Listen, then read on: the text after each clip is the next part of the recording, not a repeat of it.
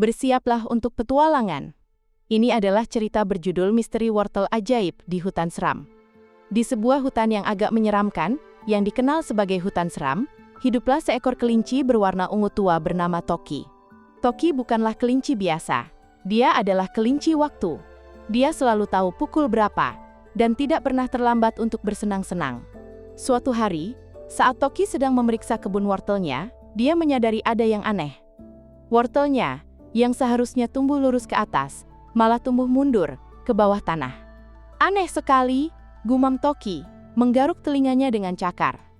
Tiba-tiba, muncul Pici, seorang penyihir permen dengan rambut merah muda, dan topi seperti lollipop. Dia melayang di atas sapu soda bergelembungnya.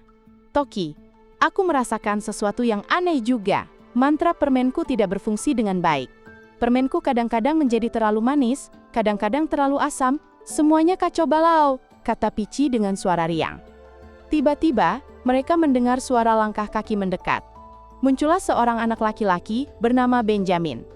Benjamin memiliki mata yang cerdas, dan selalu membawa sebuah buku tebal.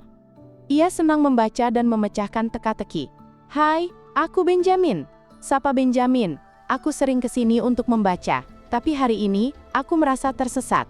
Semuanya terasa, pakai tidak pada tempatnya. Toki, Pici, dan Benjamin memutuskan untuk menyelidiki misteri wortel ajaib dan waktu yang kacau balau ini bersama-sama. Mereka mulai mengikuti jejak wortel yang aneh itu. Di tengah hutan, mereka melihat pohon-pohon yang tingginya berubah-ubah, kadang tinggi sekali, kadang pendek sekali. Kita harus berhati-hati, kata Toki, mungkin ada sesuatu yang mengganggu waktu di sini. Mereka melanjutkan perjalanan, melewati jalan setapak yang berliku-liku. Benjamin, dengan keahliannya dalam memecahkan teka-teki, membantu mereka menemukan jalan yang benar. Mungkin kita harus mengikuti jejak ini, kata Benjamin, menunjuk ke beberapa daun yang membentuk pola aneh. Sepertinya ada sesuatu yang tersembunyi di balik ini. Pici menggunakan mantra permennya untuk membuat jalan lebih mudah dilalui. Dia membuat permen yang bisa memunculkan jalan setapak dari permen, dan mereka bisa melewatinya dengan mudah. Wah, kita harus sampai ke tempat yang aneh ini, kata Pici sambil tertawa. Setelah berjalan cukup jauh, mereka tiba di sebuah labirin yang dipenuhi bayangan bergerak. Beberapa bayangan terlihat seperti masa lalu, yang lain seperti masa depan, dan ada juga yang tidak jelas sama sekali. Ini dia. Kita harus melewati labirin ini, kata Toki. Tapi bagaimana caranya? Benjamin, dengan pengetahuan tentang sejarah dan pola, menyadari ada pola di dalam labirin. Kita harus mengikuti urutan tertentu, kata Benjamin. Kalau tidak, kita akan tersesat selamanya. Dia menunjukkan cara untuk menemukan jalan keluar, dengan menggunakan ingatan tentang pola yang dilihatnya dari buku. Pici membuat permen pelangi yang bisa menerangi jalan. Permen ini akan membantu kita melihat jalan dengan lebih jelas. Habis, seru Pici. Mereka bekerja sama, Benjamin memecahkan teka-teki, Pici memberikan cahaya, dan Toki memastikan mereka tidak keluar dari jalur waktu. Akhirnya, mereka berhasil keluar dari labirin. Di depan mereka, tampak sebuah tempat yang sangat aneh, sebuah mesin jam raksasa. Mesin jam itu berputar-putar dengan liar, jarum jamnya berputar ke segala arah, dan suara bising memenuhi udara. Di tengah mesin jam, mereka melihat sebuah masalah besar, sebuah jarum jam yang hilang. Ini dia penyebabnya, seru Toki, mesin jam ini rusak. Benjamin memperhatikan dengan seksama, mesin jam ini sangat tua.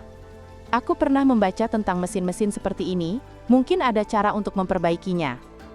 Benjamin yang suka membaca tentang masa lalu, memikirkan bagaimana mesin jam kuno bekerja. Kita harus memasang jarum jam itu kembali, kata Pici. Tapi bagaimana caranya? Toki, dengan arloji sakunya yang bisa menghentikan waktu selama 10 detik, memiliki ide. Aku bisa menghentikan waktu sebentar, dan kita bisa memasang jarum jamnya. Toki memutar arlojinya. Waktu berhenti. Mereka berlari menuju mesin jam. Benjamin memegang jarum jam, Pici memberikan cahaya dengan mantra permennya. Dengan cepat dan cekatan, mereka memasang jarum jam itu kembali pada tempatnya. Tiba-tiba, waktu kembali berjalan normal. Mesin jam berhenti berputar liar. Wortel-wortel mulai tumbuh ke atas, dan mantra permen Pici kembali berfungsi dengan baik. Yes, kita berhasil, seru Pici dengan gembira. Dia membuat permen yang rasanya sangat enak, mari kita rayakan dengan permen. Toki tersenyum. Kita berhasil karena kita bekerja sama. Benjamin dengan pengetahuannya, Peachy dengan sihirnya, dan aku dengan waktuku. Benjamin tersenyum. Dan karena kita tidak takut. Mulai hari itu, waktu di hutan seram kembali normal. Toki terus memeriksa kebun wortelnya. Peachy membuat permen lezat. Dan Benjamin, selalu siap untuk petualangan baru, terus menjelajahi hutan, siap untuk memecahkan misteri apapun yang mungkin muncul. Mereka tahu bahwa persahabatan dan kerjasama dapat mengatasi segala rintangan. Dan begitulah, petualangan mereka terus berlanjut, dengan penuh tawa, permen, dan tentunya, waktu yang tepat. Mari kita lihat seberapa baik Anda mendengarkan. Bisakah Anda menjawab pertanyaan berikut? Apa yang terjadi pada wortel di awal cerita?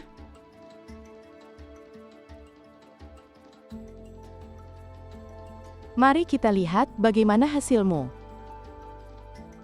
Jawabannya adalah, wortelnya tumbuh mundur ke bawah tanah. Anda melakukan pekerjaan yang luar biasa. Semoga kamu menikmati kisah StoryPie ini. Sampai jumpa lain kali.